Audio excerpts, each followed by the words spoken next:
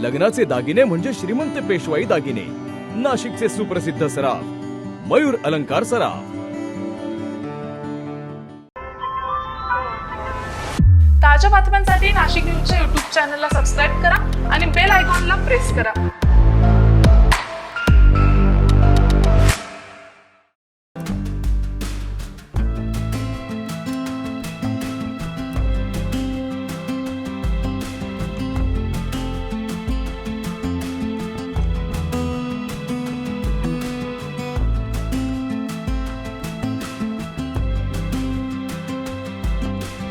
आंतरराष्ट्रीय किसान दिनानिमित्त पंजाब अँड सिंध बँकेच्या वतीनं शेतकरी आणि उद्योजकांचा सन्मान करण्यात आलाय। शेतकरी आणि उद्योजकांच्या सर्वांगीण प्रगतीसाठी सातत्यानं कार्यरत असलेल्या पंजाब अँड सिंध बँकेने आजवर कोट्यवधी रुपयांचे कर्ज वाटप करत देशाच्या विकासाला मोठा हातभार लावलाय। याच उद्देशानं नाशिक मुंबई आग्रा महामार्गावरील सयाजी हॉटेल येथे शेतकरी आणि उद्योजकांसाठी विशेष कार्यशाळेचं आयोजन करण्यात आलं। 1908 साली स्थापन झालेल्या पंजाब अँड सिंध बँकेनं स्वातंत्र्यपूर्व काळापासून ग्राहक, शेतकरी आणि उद्योजकांचा विश्वास जपलेला आहे। विविध कर्ज योजनांच्या माध्यमातून युवकांना आणि नवउद्योजकांना चालना दिली आहे। या कार्यशाळेत बँकेचे field general manager Vinod Kumar Pandey, Mumbai zonal manager Sarabjit Singh तसेच नाशिक शाखेचे व्यवस्थापक अजित सरोदे यांनी मार्गदर्शन केले। यावेळी बँकेकडून कर्ज घेऊन प्रगती साधलेल्या शेतकरी आणि उद्योजकांनी आपल्या अनुभवांना उजाळा देत पंजाब अँड सिंध बँकेचे आभार मानले। यावेळी विनोद कुमार पांडे, अंकुश शिरसाट, अविनाश काळे यांनी संवाद साधलाय। आज का जो प्रोग्राम है, आज किसान दिवस है। पूरे देश में चरण सिंह के जी जो हमारे पूरे प्राइम मिनिस्टर थे, वो किसानों के लीडर भी थे। उनके जन्मदिन पे किसान दिवस मनाया जाता है और हमारे बैंक ने फैसला किया कि आज के दिन हम पूरे इंडिया में अलग अलग जगह पर जाके किसानों के लिए सेवा के लिए लोन देंगे या उनकी समस्याएं सुनेंगे। उसी दरमियान में महाराष्ट्र में हम नासिक में आए हैं और हमारे जितनी भी खेती और खेती से रिलेटेड फूड प्रोसेसिंग के जो लोन है उसके बारे में हम लोगों ने अभी डिस्कस किया, सब लोगों से किसानों को बताया। और जो भी हमसे लोन लेना चाहेगा, हमसे जुड़ना चाहेगा, हम जल्द से जल्द उसको लोन सैंक्शन करके देंगे और ग्रोथ देंगे। हमारा महाराष्ट्र के अंदर हमारा जो एग्रीकल्चर लोन का जो पोर्टफोलियो है उसका ग्रोथ जो है मार्च से सितंबर में वो 67% का है। ये शो करता है कि यहाँ पोटेंशियल बहुत है और नासिक तो बहुत बड़ा जगह है जहाँ खेती का बहुत काम होता है, इसलिए हम लोग यहाँ पर आए हैं। Thank you sir. नमस्कार। आज पंजाब सिंध बँकेने जो कार्यक्रम ठेवला नाशिकमध्ये तो खरोखर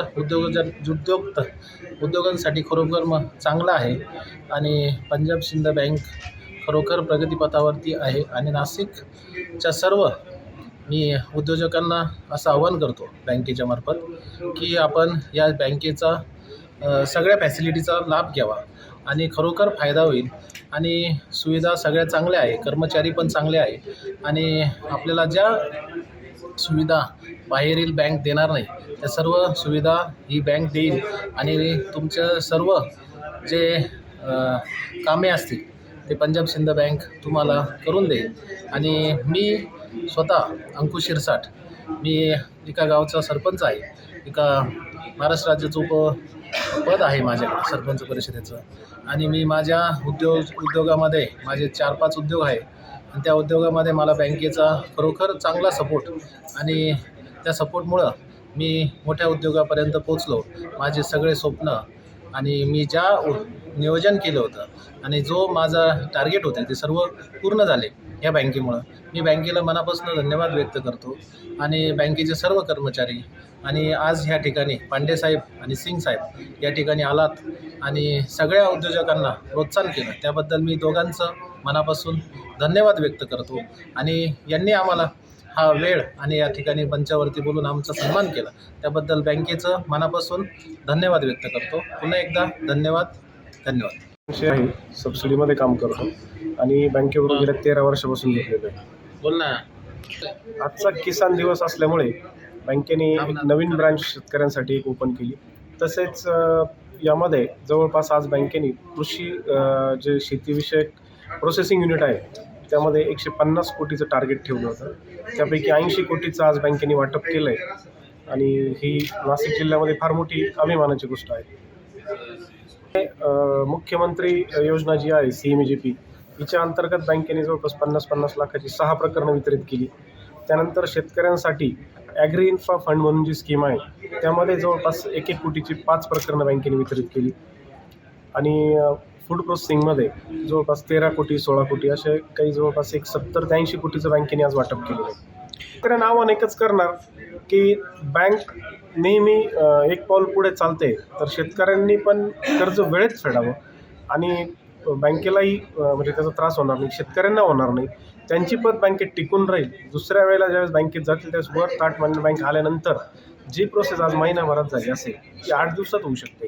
त्यासाठी सर्वांनी वेळेत कर्ज भरावं एवढंच माझं शेतकऱ्यांना आव्हान असेल. दरम्यान नाशिक शहरात गोविंदनगर येथे पंजाब अँड सिंध बँकेची नवीन शाखा लवकरच सुरू होणार असून शशिकांत भेंडे हे त्या शाखेचे शाखा व्यवस्थापक असणार आहेत.